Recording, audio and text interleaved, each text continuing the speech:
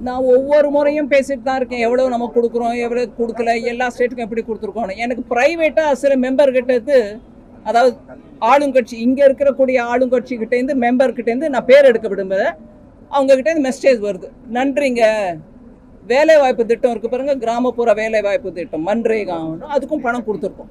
ஓ நன்றி, அந்த பணம் வந்துருச்சு.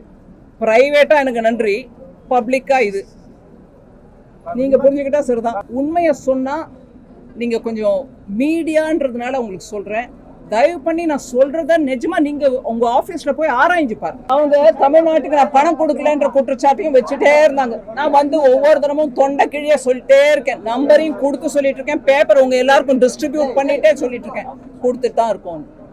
அதனால அவங்க ஒவ்வொரு முறையும் ஒரு குற்றச்சாட்டை போட்டாங்கன்னா அது உண்மை இருந்து போடுறாங்கன்றத நீங்க முதல்ல உங்க மனசுல இருந்து அந்த எண்ணத்தை நீக்கிடுங்க. அவங்க போட்டுட்டே இருக்காங்க, அவ்வளவுதான். எந்த விதமான ஃபேவரும் எந்த கார்பரேட்டுக்கும் நாங்க செய்யல.